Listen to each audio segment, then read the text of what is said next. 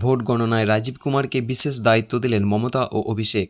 ব্যারাকপুর দমদমের পর্যবেক্ষক প্রাক্তন পুলিশ কর্তা।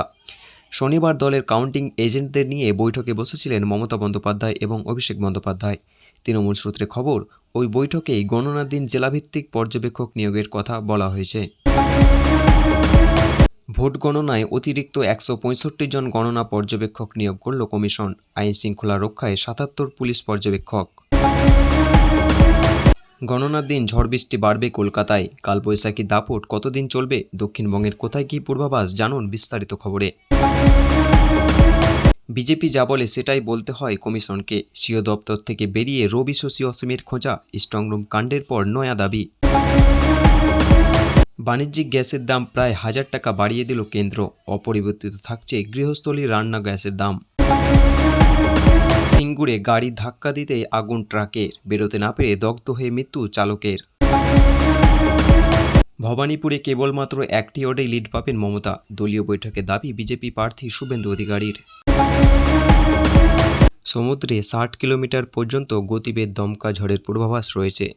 সে কারণে আগামী সোমবার পর্যন্ত মৎস্যজীবী পশ্চিমবঙ্গ এবং উত্তর উড়িষ্যা উপকূল সংলগ্ন সমুদ্র যেতে বারণ করা হয়েছে।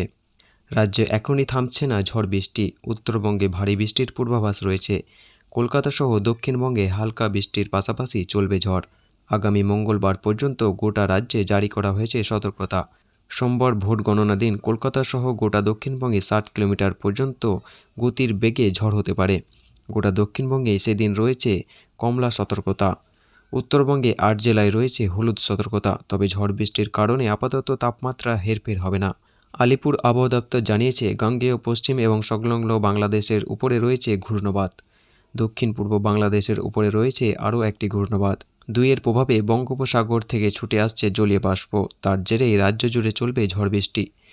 শনিবার কলকাতা সহ দক্ষিণবঙ্গে সব জেলায় কালবৈশাখীর সতর্কতা রয়েছে। কলকাতা, হাওড়া, হুগলি, পশ্চিম মেদিনীপুর, ঝাড়গ্রাম, পুরুলিয়া, বাঁকুড়া হালকা বৃষ্টির পাশাপাশি ঝোড়ো হাওয়ার গতিবেগ হতে পারে 30 থেকে 40 কিলোমিটার। রবিবার দক্ষিণবঙ্গে ঝড় বৃষ্টির পরিমাণ বাড়বে। সোমবার ঝড় বৃষ্টির জন্য কলকাতা সহ দক্ষিণবঙ্গের সব জেলায় রয়েছে কমলা সতর্কতা। হালকা বৃষ্টির পাশাপাশি ঘন্টায় 50 থেকে 60 কিলোমিটার গতিবেগে ঝড়ের পূর্বাভাস রয়েছে। মঙ্গলবারও হালকা বৃষ্টির পাশাপাশি দক্ষিণবঙ্গের সব জেলায় 40 থেকে 50 কিলোমিটার গতিবেগে ঝড়ের জন্য হলুদ সতর্কতা রয়েছে। তবে জেলায় সব জায়গায় হবে না। আগামী বৃহস্পতিবার পর্যন্ত বিক্ষিপ্তভাবে দক্ষিণবঙ্গে প্রায় সব জেলাতেই ঝড় বৃষ্টি চলবে। তবে সতর্কতা জারি করার মতো পরিস্থিতি তৈরি হয়নি। সমুদ্রে 60 কিলোমিটার পর্যন্ত গতিবেগের দমকা ঝড়ের পূর্বাভাস রয়েছে। সেই কারণে আগামী সোমবার পর্যন্ত মৎস্যজীবীদের পশ্চিমবঙ্গে এবং উত্তর উড়িষ্যা উপকূল সংলগ্ন সমুদ্রে যেতে বারণ করা হয়েছে। উত্তরবঙ্গের 8 জেলাতে আগামী মঙ্গলবার পর্যন্ত ঝড় বৃষ্টির জন্য হলুদ সতর্কতা রয়েছে। তারপরে বৃহস্পতিবার পর্যন্ত বিক্ষিপ্তভাবে ঝড় বৃষ্টি চললেও সতর্কতা জারি করার মতো পরিস্থিতি তৈরি হয়নি। শনিবার দার্জিলিং, জলপাইগুড়ি, কোচবিহার, কালিম্পং, জলপাইগুড়িতে ভারী বৃষ্টির সম্ভাবনা রয়েছে। সেই সঙ্গে 40 থেকে 50 কিলোমিটার গতিবেগে ঝড়ের পূর্বাভাস রয়েছে।